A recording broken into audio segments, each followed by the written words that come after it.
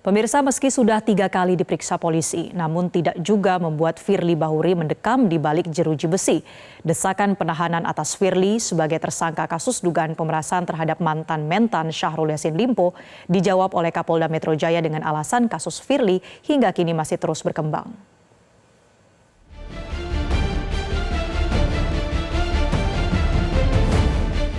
Pada 27 Desember 2023 lalu, Firly Bahuri diperiksa untuk ketiga kalinya sebagai tersangka penerimaan gratifikasi, suap, dan pemerasan terhadap mantan Menteri Pertanian Syahrul Yassin Limpo.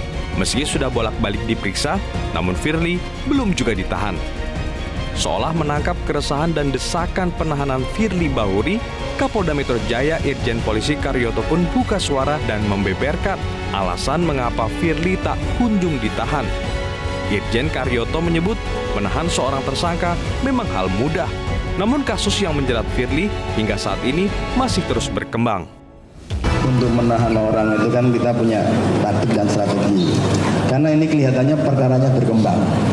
Kalau berkembang nanti kami tidak mau dikatakan nyicil perkara. Ya, kalau nyicil perkara itu saya punya terhadap satu tersangka punya 4 tuduhan. Satu saya selesaikan, nanti mau habis saya tambah satu lagi. Itu tidak boleh asasnya. Ya. Kita tidak adil terhadap perlakuan kepada tersangka ini. Makanya kita kumpulin dulu, baru nanti kita jadikan satu. Ya. Kita perlu taktik dan strategi yang tepat sehingga nanti kita jangan buang-buang waktu dan jangan sampai kita juga menghukum orang berlebihan. Mantan Ketua KPK Abraham Samad pun heran karena Firly Bahuri tak kunjung dibui. Apalagi kasus pemerasan yang dilakukan Firly tergolong kasus yang paling tinggi derajat kejahatannya. Kok bisa sampai hari ini Firly belum dilakukan penahanan? Padahal sebenarnya menurut saya setelah selesainya pra-peradilan Firly ditolak, harusnya ya, walaupun itu tidak ada kaitannya Mbak ya. Menurut saya tidak ada kaitannya dengan pra-peradilan. Bahkan menurut saya pihak kepolisian sudah bisa melakukan penahanan sebelum ada putusan pra-peradilan juga. Itu sudah menjadi sesuatu yang wajib dan seharusnya dilakukan menurut saya. Tapi sampai detik ini kita lihat itu belum dilakukan. Padahal menurut saya ini berbahaya sekali. Kenapa berbahaya? Karena kalau kita lihat kejahatan yang dilakukan Firly, kalau kita lihat tingkatannya ini kan salah satunya misalnya pemerasan, kemudian gratifikasi, penyuapan.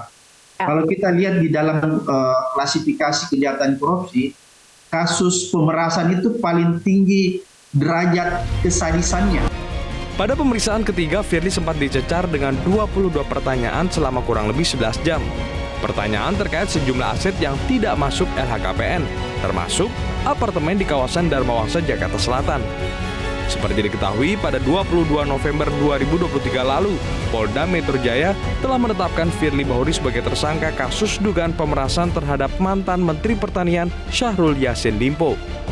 Firly kemudian mengajukan gugatan pra-peradilan terkait penetapan status tersangkanya ke Pengadilan Negeri Jakarta Selatan pada 24 November 2023. Pada sidang putusan yang digelar Selasa 19 Desember 2023, Hakim Tunggal Pengadilan Negeri Jakarta Selatan, Imelda Herawati menyatakan menolak gugatan pra-peradilan yang diajukan Firly. Hakim juga mengabulkan eksepsi pihak Polda Metro Jaya dan menyatakan status tersangka Firly Bahuri adalah sah. Dari Jakarta, Tim Liputan Metro TV. Jelajahi cara baru mendapatkan informasi. Download Metro TV Extend sekarang.